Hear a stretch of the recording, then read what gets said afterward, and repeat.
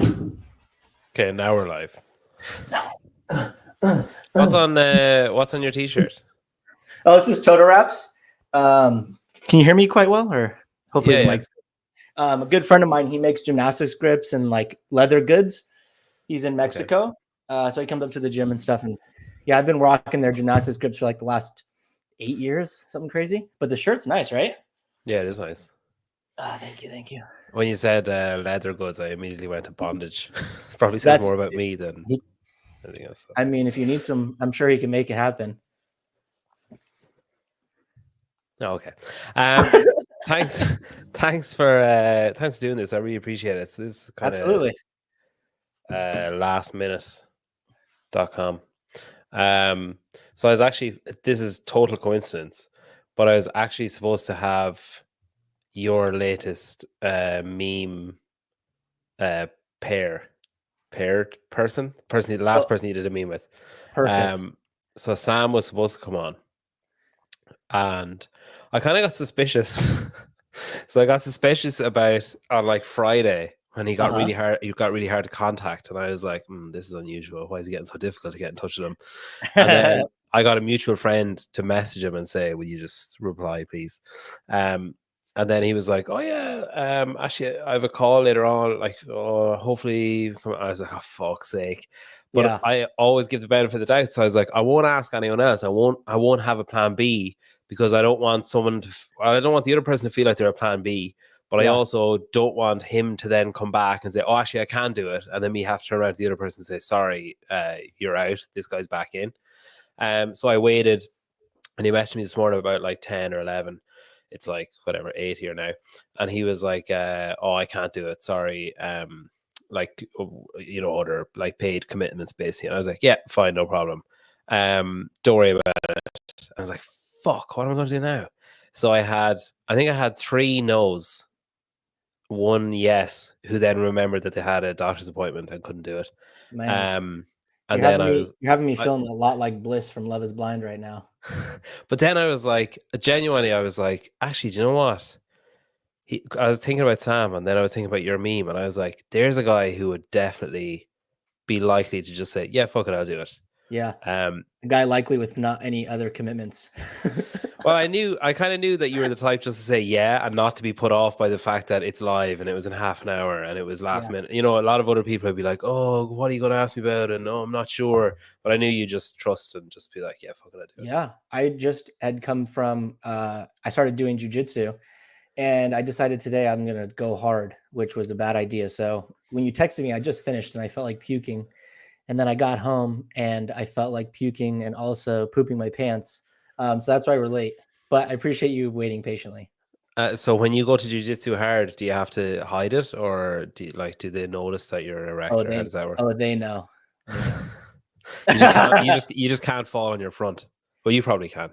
No issues me falling on my front. So why did you start doing jiu-jitsu? I've always been interested in trying it out, and I have friends that would come over and we would roll. And I'm like, man, rolling around with sweaty dudes sounds like a good time.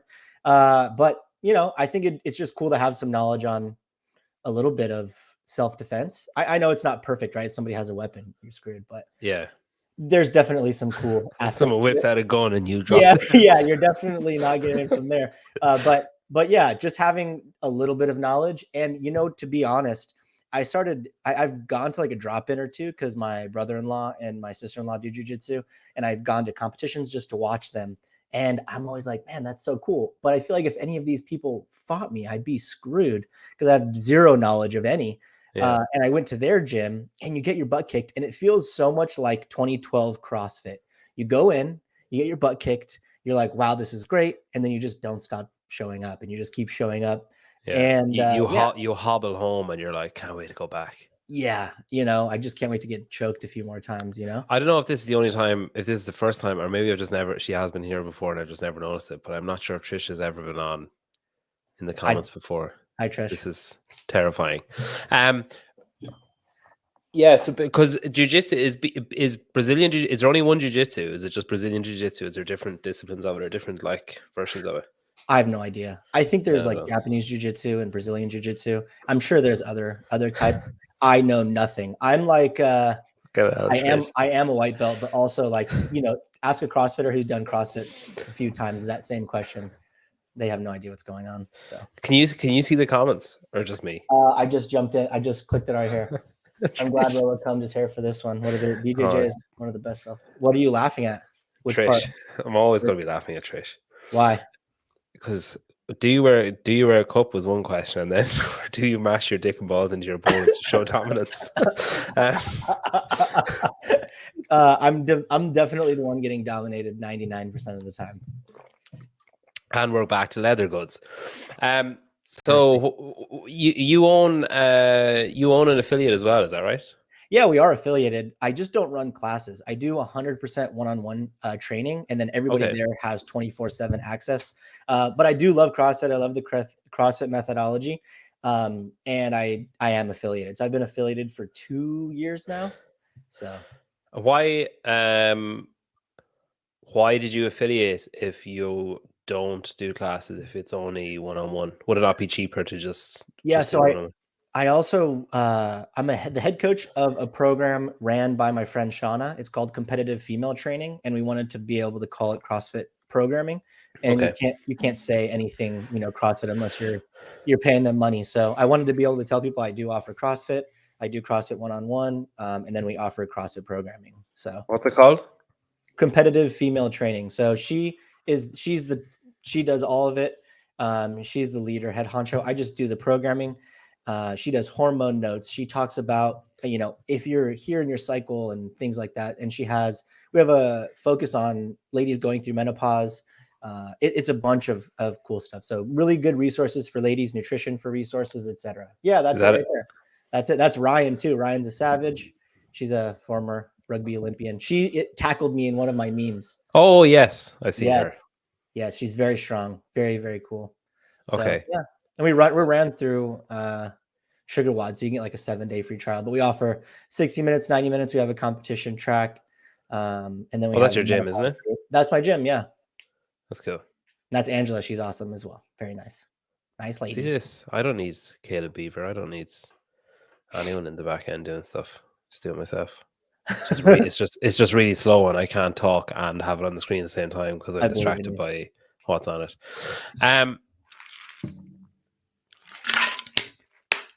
Why I'm going to be so distracted by Trish's comments all the way through this? I need to stop. Why did you open a gym in the first place? Like were you, when you were growing up, were you like into fitness? What age are you now? I'm 29. Fuck, okay, a business owner, 29. That's pretty cool. Yeah. And why? So you weren't fitness? You weren't like a little fitness freak? No, I did. So I played piano. So my sister played piano, and I told my mom, I was like, man, sure you're gonna say like lacrosse or something there. Yeah, right? no, definitely not piano. And then I got into drums, percussion. I was in band in middle school. I was in marching band all through high school. And then I did 1 year actually of WGI, for those of you who are like marching band nerds. That is winter drumline. And then I was going to do DCI, but I decided I didn't want to spend. What's DCI? DCI is Drum Corps International. So that's essentially marching band, but after like the best version of. What was the first one you said? Sorry. WGI. Yeah. What's that? Winter Guard International. So they do color guard competitions and drumline competitions. So is that like the little like that? Okay, right. Yeah. Or were you like the big? No, I didn't. No, that's the bass drum. I played snare drum. That's all my technical terms. Those are good. Those are perfect. But yeah, so it was pretty good. I love marching band. Yeah, so I did marching band. I just played music. I didn't really get into exercising until I did a little bit of like, bicep curls and bench press when I was a senior in high school, but I was 130 pounds, and I found CrossFit after high school. And was music and was all that kind of stuff, was that popular in your in school, or were you like an outlier in your school? What's funny is our band was really good across the nation, and our football team was also pretty decent. And the football players appreciated the amount of work we put in. And a lot of the people to school appreciated, like, they always saw us practicing. I mean, every Saturday we practiced 9 to 9. And then it was like Monday, 3 to 5, Tuesday, 6 to 9, Wednesday, 3 to 5, Thursday, 6 to 9, Friday would be after school until around midnight, because we would go practice, go to the football game, practice. So the work ethic there was appreciated by a lot. So yeah, we were a bunch of nerds for sure, but people appreciated how much work we put in. So, and we were definitely, like, we hyped everybody up. The jazz band would go to the basketball games. The drum line would do, what are those things? I don't know what they're called. Like just hype. What do they call? I don't remember. And then I pep know rallies. that. Pep rally. Yeah. We would do pep rallies, and so people love, like, boom, they would be like, "Oh my god, that's so cool!" And then we would do the football games, and it would be, the fight songs and all that. So yeah, people enjoyed it for sure. And were your parents musical then, or did you just like lick it off the ground? No, parents 0% musical. My mom wished she played piano, so that's why she forced. Oh, that's why you did it then. To play piano. And then no, my dad was not musically inclined at all. And can you still play piano now? I can play some of the stuff from memory. My technique is garbage currently, but funny enough, me and my mom had a conversation the other day, and I was like, I would continue playing the piano, because I used to have a baby grand piano, but when my parents moved, they ended up selling it. And I told her, if I had a piano now, there's definitely days where I just kind of want to stop thinking about the real world, what's going on. So I'll drum, but I would practice the piano if I had a piano. So my mom is looking for just like an old piano that I can throw in my house and practice. So definitely interested to kind of get into it, because it really takes you away from, what you're doing. You're just focused on playing. So, do you have a proper drum kit, or have you got one of those little electric things? No, I actually. Or do you just march around your garden? I actually have my drums, and let's see, just my sticks. Oh, my sticks, and my drum pad for now. I had a drum set, but I just ended up selling it. It just takes up so much space. Yeah. And I used to move like every year. I lived in San Diego, and I would move, like apartment leases are like a year long. So I'd move. And then my parents, they had like a big house that we all grew up in, and it was, 3,000 square feet. It was too big for just them. So my sister moved, I moved, and they were like, all right, we're done with this big house. So we got rid of the drum set, the piano, and, all the pool tape, like all the cool stuff that we had. And then I was moving too much to be lugging it around. What did your parents do?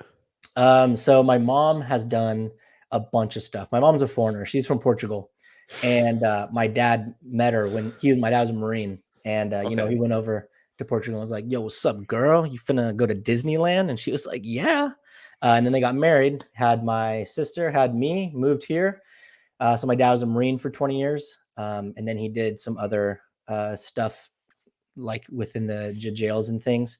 And then my mom has just done a bunch of stuff. Her first job was Burger King. And then, she worked at Mervyn's. And then she worked this job. I don't even know what it was. It was like electronic stuff for the military. And then now she's in HR. Okay. She's done everything. Taught herself English and all. You were decidedly vague about your dad post Marine. So I'm assuming he was a hitman for a while. Yeah. And do you still live in San Diego now? I just say SoCal region just because I don't want people to know exactly where I live. But yeah, my gym is in San Diego, in Miramar. You can know where my gym is. But my actual house, yeah, it's around San Diego. So Miramar, is that like a suburb or whatever of San Diego?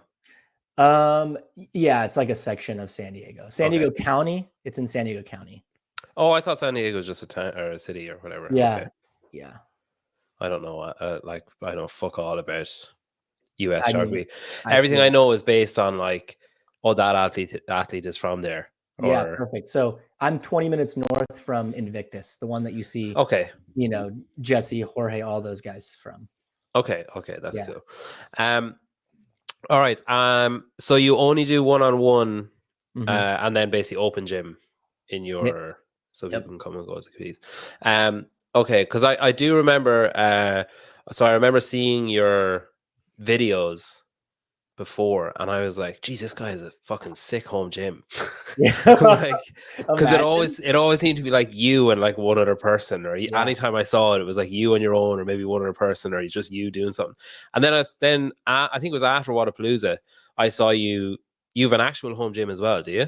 Yeah. So I got gear from RPM, and they sent like the whole home gym setup. So I have like a wall dedicated to gym Yeah. stuff. Because I saw you doing that, and I was like, Jesus, home gym's gone to shit compared to what it used to be. And then I Yeah, saw both. It was like seeing Superman and Clark Kent in the same place. I saw absolutely. both gyms in separate stories, and I was like, all right, okay, he obviously owns a gym, and then Yeah. this is separate to that. Okay. And do you do so? You do one-on-one coaching, and you do the online stuff with the female competitive training. So do you program for your open gym? Do you write anything up for people when they're coming in, or how does that work? So the people that work with me one-on-one, most of them have a program that they're following. So I'm just giving them specific things that they want to work on. But then I also have athletes who I do one-on-one with them, and then I just program for them for the rest of the week. Okay. So But you don't do like, you don't have those whiteboard moments where you're writing up like for anyone that's coming in.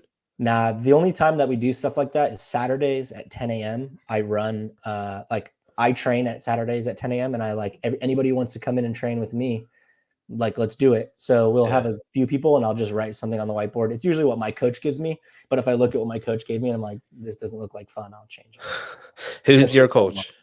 My coach, his name's George Briones. He's like the head programmer for Sofleet. Okay. Yeah, How he's a did you good end up dude. with him? He did. I posted on Instagram like looking for a coach. I did one-on-one coaching back in the day with Nicole Dayhart from CrossFit Invictus. That was my first one-on-one coach. And then I started college and it got, kind of expensive for me. I wish I should have never quit. But I had to quit. It was just, a little bit too expensive for me at the time.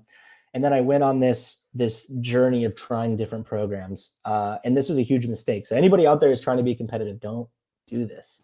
I went and, I tried Misfits and Comp Train and Hybrid Performance, and I did a bunch of different things. I would do each one for quite a while, but it wasn't personalized enough. So each time I would do something, I would end up getting hurt because it did a lot of one thing. Yeah.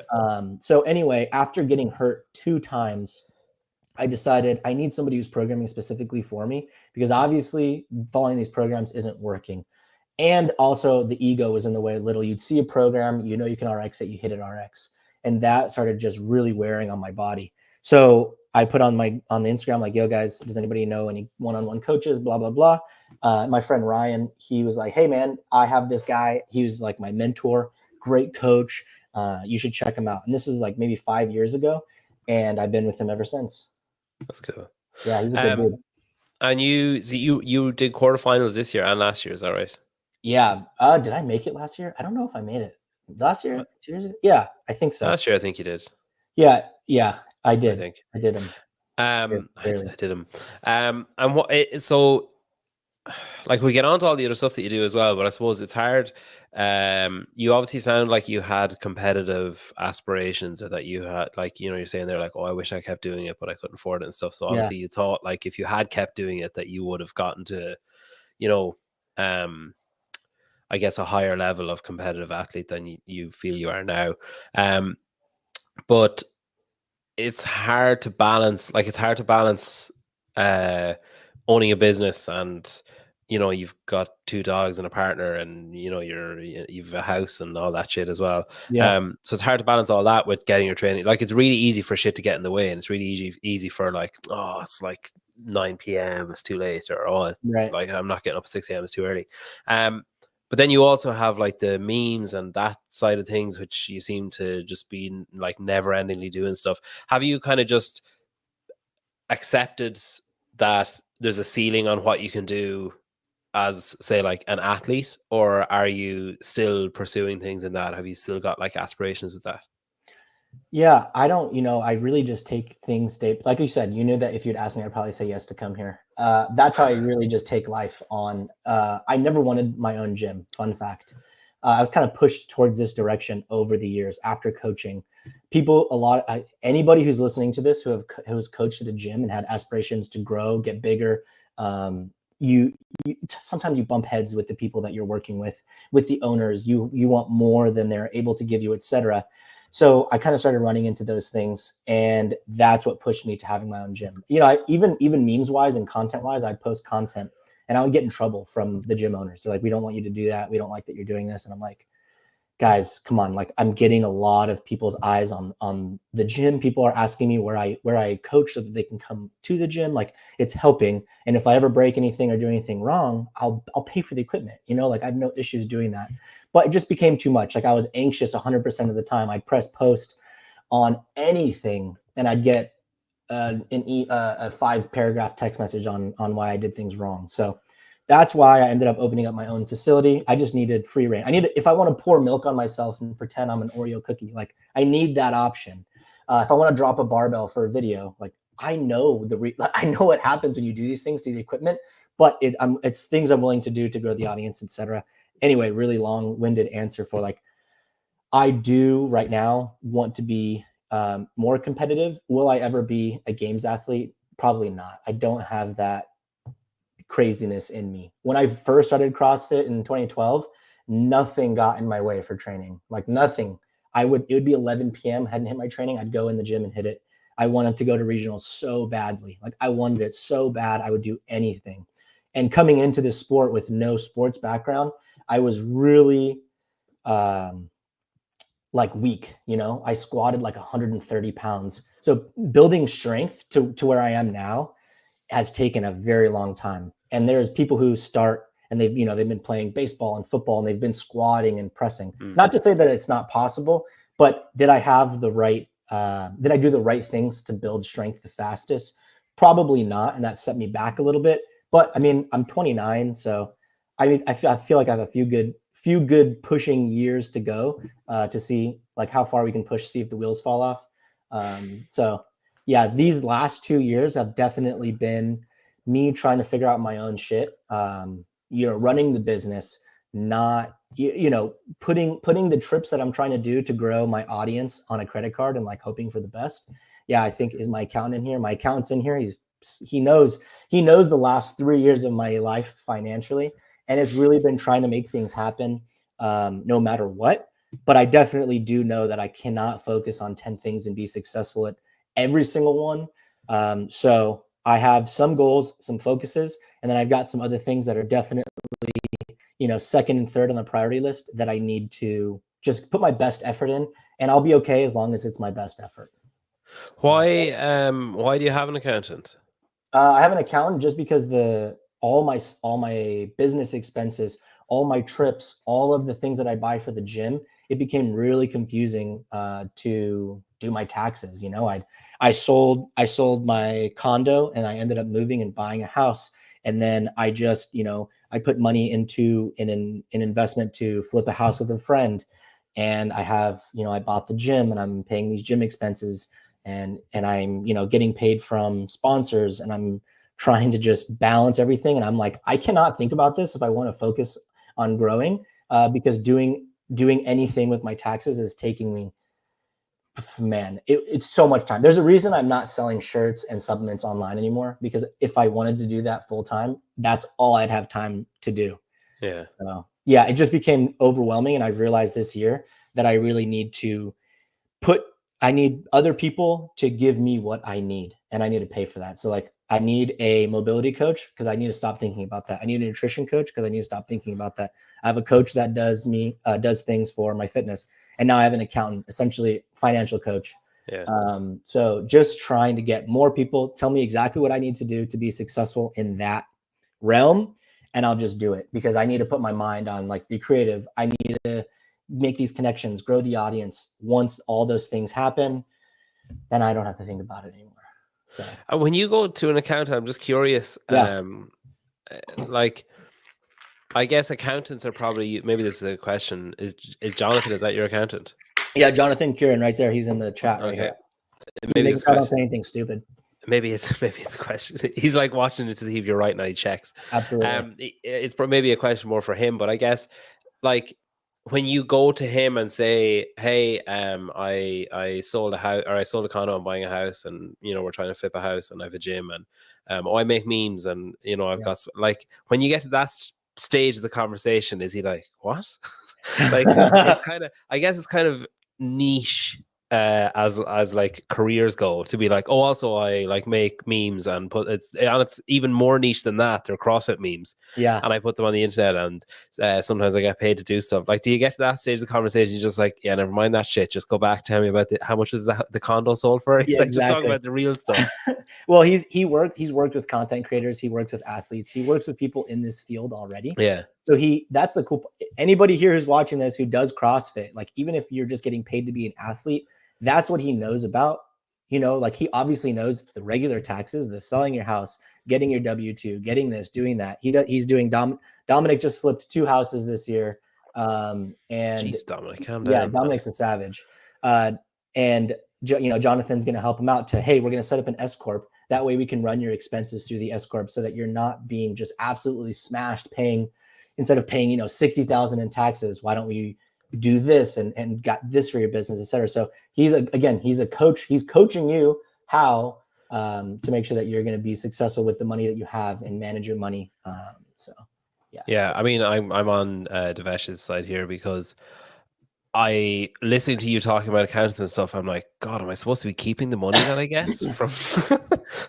It's like, shit. Oh, I fucked up. Yeah. So we met in Miami. Yeah, we did. So we've spoken on here, not on here, but on like Instagram and stuff. Kind of like, hey, how are you? That kind of stuff. And we met in Miami, and some of what I'm about to say might insult you, but I don't intend it to be an insult. Okay. So I'm always quite apprehensive is the wrong word, wary of people that I talk to online. I'll be, I'll chat, I'll be courteous, I'll be friendly and everything else. But like, until I actually make my mind up, I just kind of don't really make my mind up about people until I actually spend time with them and I see what they're actually like and stuff, or I watch them with other people and see what they're like with them. So I feel like I was always polite to you and courteous. This is going to sound, I'm making it sound like I'm going to attack you now or something, but it's not. But I feel like I was always chatty and stuff. And when we met in Miami, then, I guess I kind of hadn't fully made my mind up, despite being like polite and stuff. But I was like genuinely fucking floored by how much of an ass? No, but I think it was the same for a few others that were there as well. I was floored by like the energy that you have, the enthusiasm that you have for like shit, like for stuff that's difficult to be enthusiastic about. You're really enthusiastic about it. Just like a generous, like I'm really struggling. Like, okay, the example I'll give, yeah, from my own perspective was, I was interviewing Can and James Newbury, and you were trying to, at least. Yeah, and I was like, oh, like, it was a bit of a shit show. It started out as a good idea, and it just kind of got derailed, and it was a bit messy because other people started saying, oh, you need to do this, you need to do that, and you can't do this, you can't do that. A bit like your gym owners. But you stood for like whatever 25 minutes, like to no benefit of your own. I think that's the thing that really stood out to me, was like, you gained nothing from that. Like you had no horse in the race. You had no, like, you weren't going to benefit from it. And I think that was a bit of a watershed moment for me, where I was like, geez, I really, really like this guy. Like, I really like him. And I think I was struck by it. Just kind of, I think the rest of the week just kind of flooded in then, where I was like, fuck. And I remember like 2 days ago, he was so enthusiastic when we met, and he was so like encouraging and like complimentary and stuff. And I also saw him be like that with other people. And it wasn't just like, it's kind of difficult to fake it once, but it's nearly impossible to fake it like 400 times or whatever. And there was as well seeing so many people that, like, I walked around with you for a couple of days and seeing so many people stop and talk and like, like genuinely stop and talk and want to stop and talk. I think that was, you know, something that really stood out to me. It's one of the things that I brought home. Like one of the kind of standout things from Miami was like, Jesus, like Rodrick is really just genuine and like actually gives a shit. Because there's a lot of people, I think, especially in this kind of stuff, there's a lot of people who like, oh yeah, no problem, I'll do that for you, and you never hear from them again. Or like, oh, absolutely, we can make that happen, and you never hear from them again, and that kind of shit. So I guess the purpose of that really is to just say good job. Thanks. Because yeah, no, I just think it's you're somewhat of an outlier to be as genuine online as you are in person. I think is maybe a bit unusual, but I don't know, maybe you disagree, maybe think that other people are also like that. Maybe I'm just cynical. No, you know, it's been, so people, I don't think people realize I've been making content since I started CrossFit in 2012. I've been trying my best to, how do I grow my audience? How do you make people, how do I make funny stuff? How do I do this? And along the road, you know, there's obviously been lots of times where people don't give me the time of day, or people will say one thing and mean another thing, or I'll meet somebody in person and they're not how they are. So, you know, by no means am I perfect. I've obviously made the same mistakes. But I try so hard to think about how people have made me feel and how I want people to feel, you know, when we do meet up.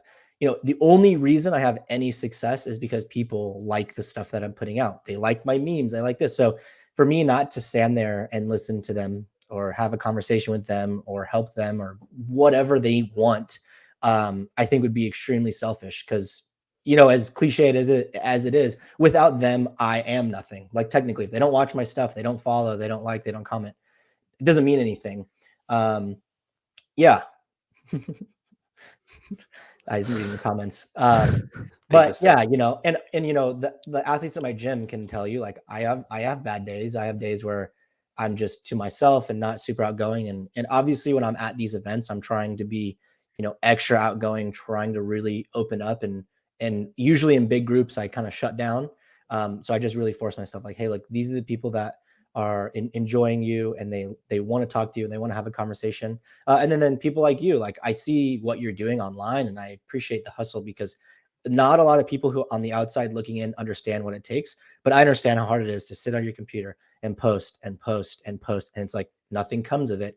So when you finally meet these people in person, you want them to win as bad as you want to win. And maybe not everybody, you know, has that abundance mindset, but I have, you know, my experience at some of the gyms that I've been at, some of the people that I've worked with, they have this horrible scarcity mindset where if they see you winning, to them it means they lose.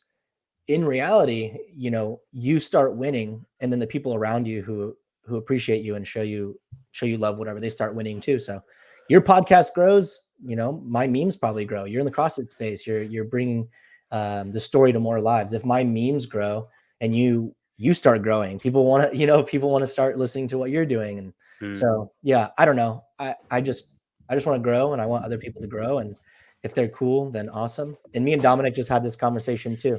The people that haven't given me the time of day, if in the future they reach out and they want my help, I'm still going to help them. Fuck you. Oh, sorry. Yeah. You know what I'm saying? Like, yeah, totally. as much as I want to be like, hey, you know, fuck off. Same.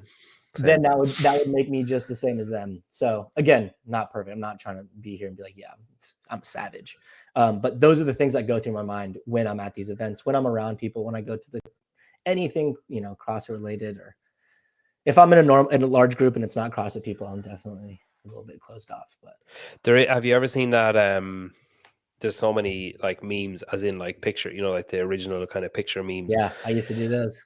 Of you know, like me talking to anybody about it, like, you know, when someone else is talking to me about something, and then when someone mentions CrossFit, like that's me, where, and I know it's me, and I fight so hard against it, but I lose the fight every time, where someone's like, oh, like telling me about their job or whatever, and I'm like, cool, like, I couldn't give a fuck. And then I just hear I like vaguely hear someone whisper like Matt Fraser from like across the room, and I'm like, oh, what was that? Oh yeah, excuse me, I don't know. I do that, like car bonnet slide across the table. Just to, sorry, did I hear you mention Metcons? Yeah, did you? hey, are you wearing Nobles? They're like, oh, yeah, I saw it on football trainers. You're like, oh, never mind. You wouldn't understand. False alarm. Yeah. So 2012, then you started making your content. Yep, on my regular, just Rodrick Lopez page. Just Okay. posting. Yeah, I didn't post memes and like on meme for time, I think until 2018, 2016, something like that. Wow. But I've been trying my best all these years, and I have a YouTube channel I've been posting on for last quite a few years, and all the stuff. There they are. There's so many. How many do you have a rule of like how many you post in a week, a day, a month? I post one a day. Always. That's the goal. I don't think I've missed it for like 6 months. Look at this. Hell yeah. Look at that humble brag with my one message. I always think when Savannah or someone shares the screen, you see like 20 messages. I'm like, yeah. And if I shared it, it'd just be blank. It'd just be like nothing. That message he has is me liking this link to come on the podcast. Yeah, probably. I'm not going to click in, but it probably is. So one a day, fuck, like that's pressure though, isn't it? I said this. I did. I was talking to Carlos. I can't remember.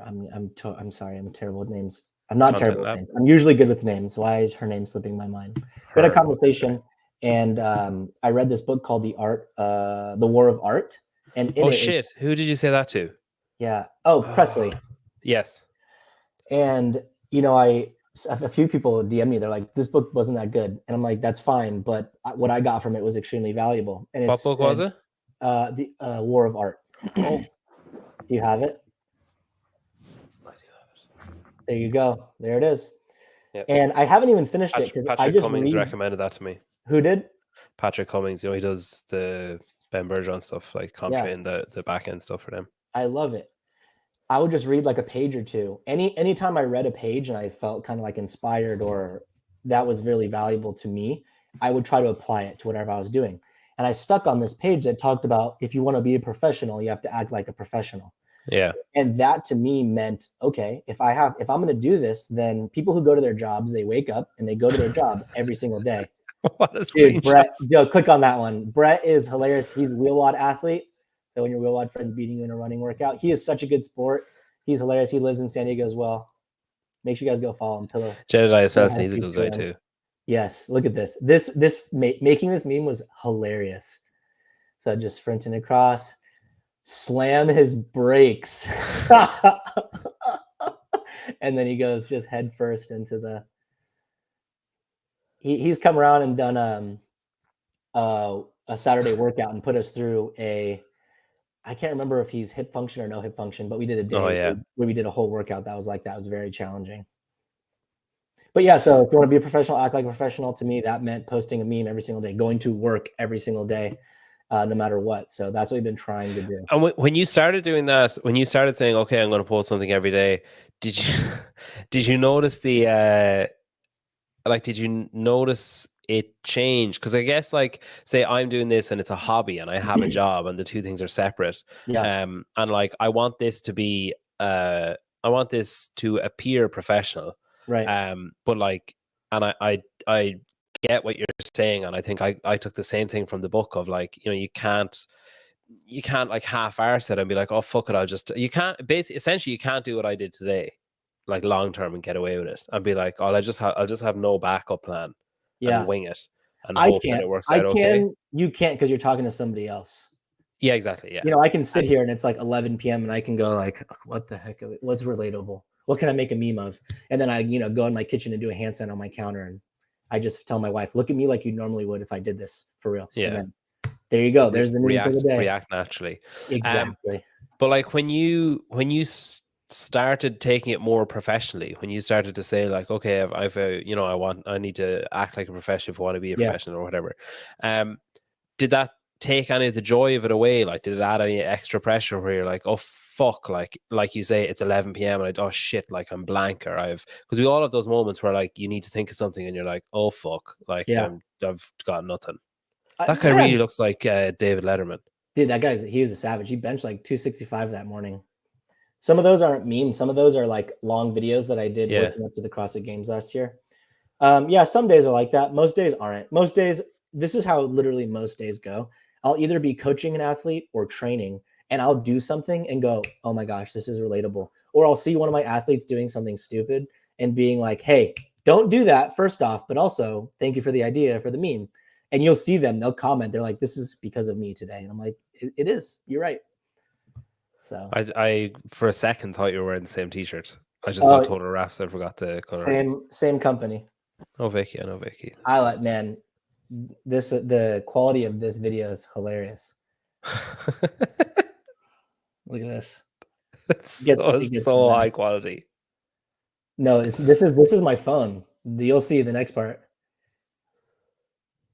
Look at this. This is hilarious. The music on it is also pretty epic. I don't know if we can hear it, but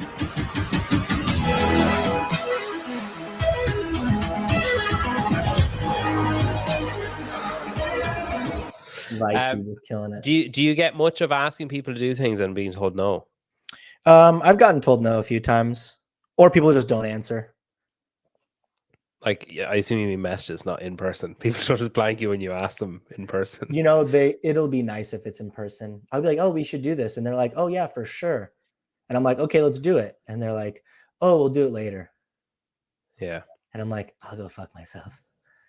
I think that there's a few things that I find. I was talking to, I don't know who, someone asked a question or something in one of the question boxes the other day, about what's frustrating with doing this. And I was like, one of the most frustrating things I find is that it takes but I'm so fucking impatient, but it takes like 20 seconds to send an email. Like it takes 10 seconds to send a text and just be like, won't make it, or really sorry, can't do it, or absolutely, I can't fully answer right now, but I'll get back to you in 3 days, or whatever.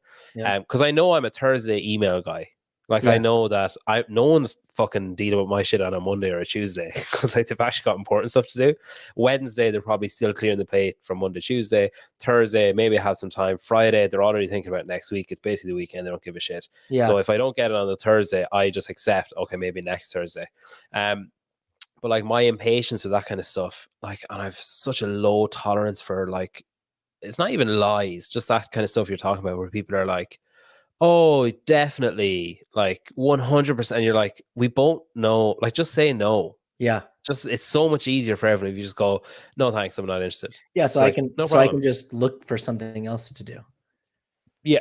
Or like invest my time a bit better or whatever. Like, no problem. Like, no judgment. Just outright say, I don't think I'm interested in that. Even if they said like, oh, I think your memes are shit and I don't want to do it. It's like, it'll hurt it's like ripping off a plaster. It's going to hurt for like 30 seconds. And then it's like, okay, I'll ask someone else. For sure. You know, the nicest person I've ever contacted to make memes is Jessie Smith, hands down. Yeah. Because I reached out to her and I was like, hey, let's make memes. And we're going to do a meme at Wadapalooza. And then I reached out to her like, hey. She came to your gym, didn't she? Exactly. No, you know, I feel weird like asking people to come to me, because I feel like they're the ones doing me a favor. But finally, she, like, we couldn't figure out a time to do it, and I was gonna go down to Invictus and do it. And I was like, just let me know. And she's like, hey, dude, it's not gonna work, but I can just come up to your gym. And I was like, you would do that? And she's like, yeah. I'm like, that's the nicest thing I've ever heard. And then she showed up the next morning, and we made 3 memes or 4 memes or something like that. Does she actually not drink coffee? She really doesn't drink caffeine. I think she doesn't drink any caffeine. Fuck's sake. She says it messes up her belly, her tummy. Still, it's not really a valid excuse. She's obviously, her niceness is obviously overcompensating for the lack of coffee drinking. Trying to make people think that she's normal. Have you got a favorite of like all the ones that you've ever done? There she is again. Have you got a favorite of all the ones you've ever done, or does that change with your mood? Bit. Scroll up. There's one that I thought was really funny. A little bit more. Getting people to sign up for the Open. I really enjoyed doing that one. I thought it was hilarious.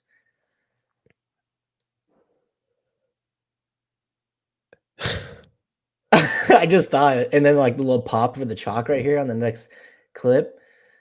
It's like, boop. I just thought it was good. I thought it was funny. It's essentially, when was this? That was pretty recently, February 7th. Oh yeah, okay. Because essentially street parking and bars basically stole your idea then. Probably. and just did it with a way higher production value Yeah, my because they production have like value a is crew. just iPhone. That's it. I was asking a few people. I was asking like Sean Ellison, like, oh, what camera should I get? I want to make videos. They're always going to be quick little interviews, or they're always going to be like stupid little things that are just entertaining myself. He was like, phone, like just your Mm-hmm. phone, like Mm-hmm. absolutely just your phone, and he was right. I'm glad. Do you? So you have the two different, well, you've got a few different types in Wodapalooza. You're doing those kind of interviews that like pick a number 1 or 2 and those kind of interviews, or was it A or B? Yeah, that was YouTube for YouTube. Yeah, and then you've got some of those kind of come on here as clips. Yeah, I Right posted that on my personal page. Okay. I was in Instagram jail for a long time. Yeah, well, you explain that to me. So I've seen you talking about that for a while. Very frustrating. Wait, is that just like not shadow banning because you're still showing up on searches and stuff? Yeah, so it's not shadow ban. Literally, I posted something. It said this goes against community guidelines, and then it gives you a thing. Your account status. Your status is like you have an X. It's on like a green check mark. It's not like you're good. It's you're not good, and it tells you we will not be posting any of your reels, your posts, your stories on the Explore or feed. Nobody can find your stuff. Why? For 4 Like, months.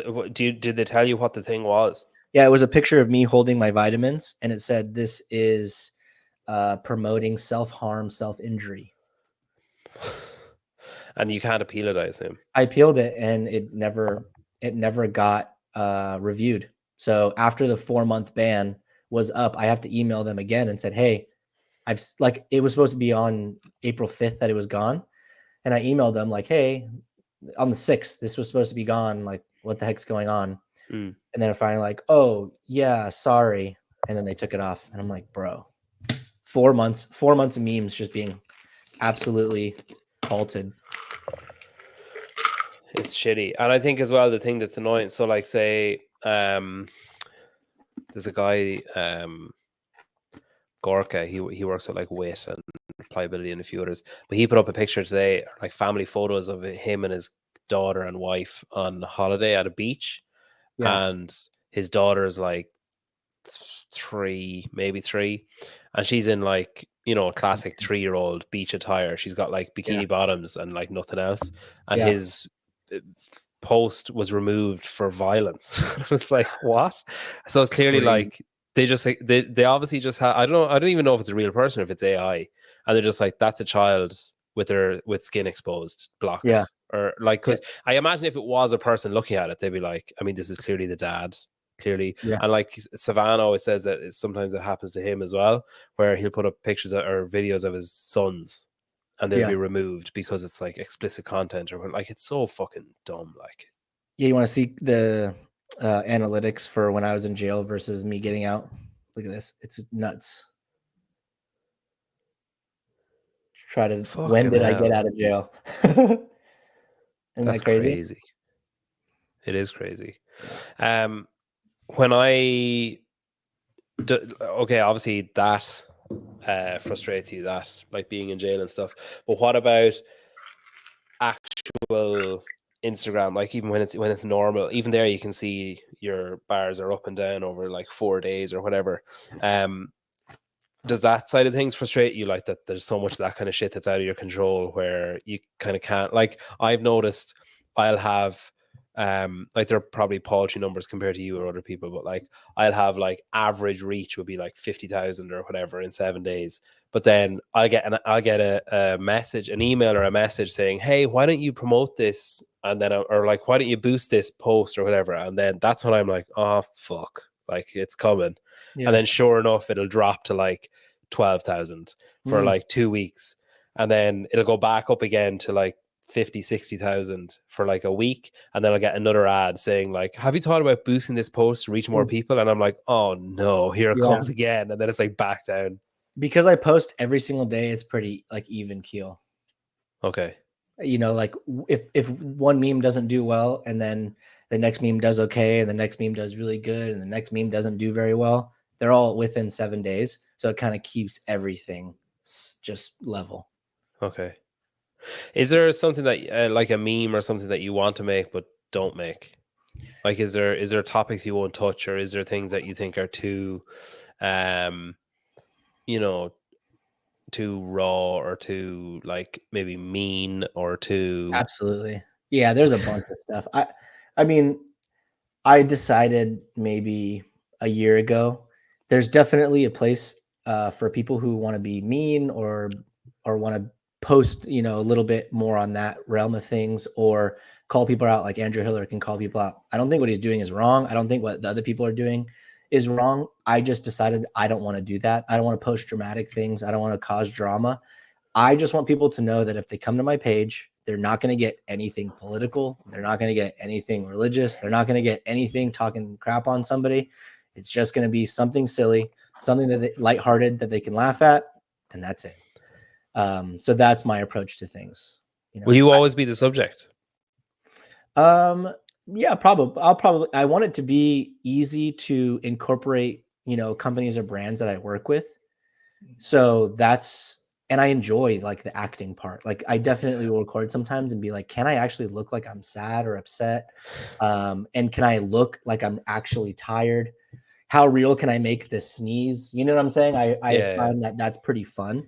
And I see other people who are really good at it. And I'm like, man, how the heck do they do that? Like, what are they thinking about to get that expression? Or, yeah. So I just, yeah, it'll be me. My life, Yeah. what I'm doing, my memes. No, you are very good. Like you're believable. Your emotions are believable in it. Sam is A trained actor. he is unbelievably good. Yeah. Like he's so good. At the acting part, like it's just crazy how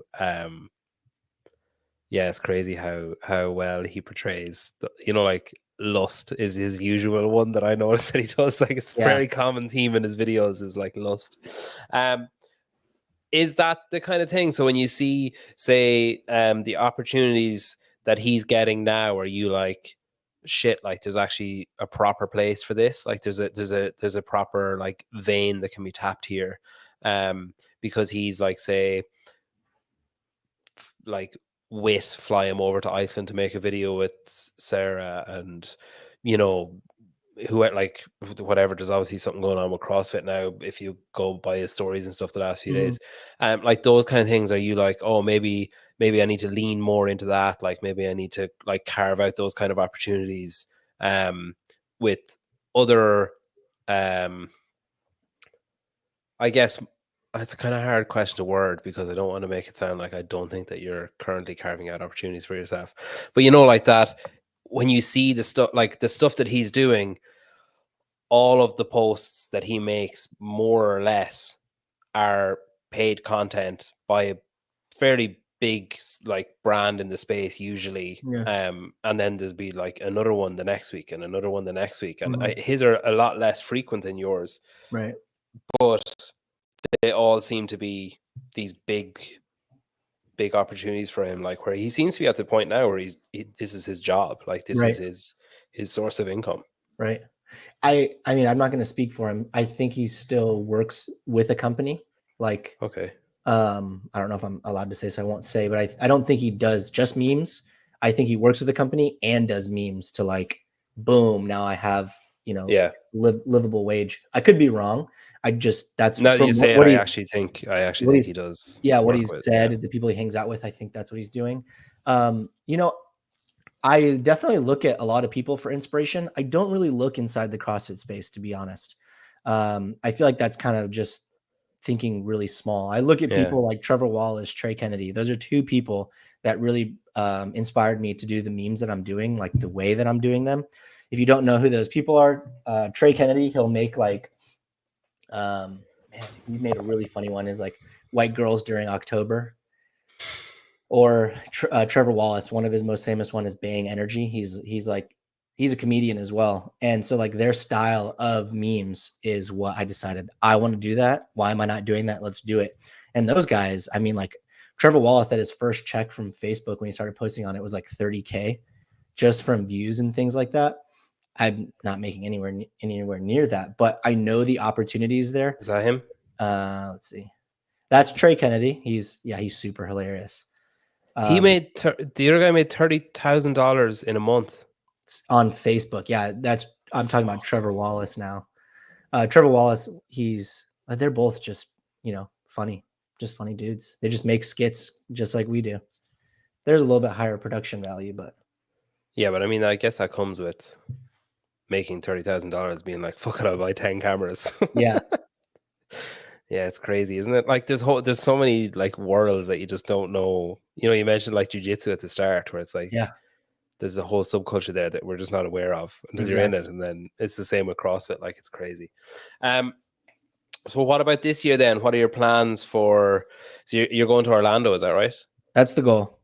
Okay. Yeah, I talked with Gabe at Paper Street Coffee, and he's like, "Hey man, you want to come out?" And I was like, "That'd be awesome. Let's do it." So I think we'll hang together and make some fun content, make some videos, and then obviously I'll be in Pasadena. That's my hood, and then the CrossFit Games, I'll be there as well, as long as my accountant says it's okay. Jonathan, if you're here, let me know. Blink twice if it's okay. I'm just checking my emails. I don't see anything here from Gabe. Well, I don't see a little thing down here for him. So yeah, well, he never asked. That's cool though. That's wow. So like the two North American semifinals and the games, that's pretty. He does not seem happy with the current plan. He's upset because I'm also going to watch him compete, but I don't think people know about that competition. I'm also going to Florida again to watch him compete. Is that like accountancy for time? It's accountants work out for time. They're like calculators and stuff. No calculators. That's the challenge. RX is no calculators. Scale, you use a calculator, and intermediate, you use your fingers. Yeah. You use rough work paper in intermediate. You just do it all in your head for RX. Exactly. That's cool though. So the two semifinals and the games. And are you already at a point, like, how far out do you start thinking like, oh, I need to start messaging such and such? I need to think about, like, have you thought about anything at all for that yet? No, I just do it like the day before. Seriously? Yeah. Fuck, I've already started messaging people about Berlin. I'm like, oh, can I do, like, I've already said like 4 people, oh, I want to do this. I think it'll be funny. Can I? And they're like, yeah, okay. Yeah. I just roll with the punches, see where it gets me. I think, yeah, like I had the same, so I had the same experience in Miami, and I was at a competition in the UK last week. I had the same experience there, and I had the same experience in the 2 semifinals in Europe last year, of after day one, feeling like it was a waste, feeling like I kind of didn't achieve anything, because I was kind of like floundering a bit and being a bit like, oh, I'm not really sure what to do, and not trusting my gut and whatever. Now, you're obviously doing this a lot longer than I am, but like not trusting my gut, or being reluctant to ask people, like holding back, being like, oh, that's probably going to piss them off if I ask or whatever. So yeah, I think that's my thing now with Berlin, is to be like hyper, not organized. Like, I'm not going to be like, if something doesn't happen, it doesn't happen or whatever, but I just want to have irons on the fire. So when I'm arriving, I can be like, fuck it, I'll try this one, instead of starting from scratch, trying to explain to someone what I'm doing or whatever. Because yeah, that's been a regret I've had for a few, but obviously you're doing a lot longer, so I doubt you get that anymore, do you? Do what? I'm sorry. You've been doing this a lot longer, so I doubt you get that feeling of like, 100%, 100% floundering a bit. No, when I start feeling like that, I decide, okay, maybe today I don't make memes, and I just introduce myself and chat with people and kind of get more comfortable within the space. Because sometimes the first thing people don't want to hear is, let's make content together. Sometimes it's like, oh, what's up, man? Like, this is what I do. It's nice to meet you in person. Let's kind of walk around a little bit and hang out and actually get to know each other before being comfortable enough to be like, hey, like, I know you're going to the hotel later, but if you're down to make a meme. Or they'll see people come up to me and I'll make a meme with somebody else, and they're like, hey, we can make a meme together. And I'm like, this was a great idea. This is the greatest trade deal in history. Where was the first like public meme that you made? Like, was that like the games semi-final? Where was that? The first one was, I showed up to the games 2 years ago. I got recognized by one person, and I decided, I looked at Dominic and I said, hey dude, film this. I am not going to have the courage to ask anybody to make a meme if I can't dance in front of everybody. So I ran to the middle of the grass area and I just danced for like 30 seconds straight. I remember that, yeah. So that's what started that's how I started my weekend, just get the nerves out. And then from there, everything else is easy. Yeah, I think I think this might be the only genuine comment Trish has ever left. I'm not really sure. But yeah, it is kind of scary, and I guess you do just have to hear no a few times. Well, listen, I'll let you go. Thank you. Thanks for coming on. Thanks for taking the time out. Thanks for jumping on last minute. I really appreciate it. I'm excited to see what you do at the 2 semifinals, and who knows after this now. Torian might contact you after this, and absolutely fly me out. Yeah, wouldn't that be just amazing? And I'll see you in Madison. That's exciting. I hope so. Yeah. And I'll keep checking my emails, see if Gabe. I might see in Orlando if Gabe pulls his finger out and sorts something out. Yeah, I'll shoot him a text for you. Yeah, block this guy. But no, thank you. I really appreciate you coming on. I know it was last minute. I appreciate it. It's always nice to chat to you. Thanks, man. I look forward to hanging out with you again. It was great. Appreciate it. Thanks for having me on. Thank you.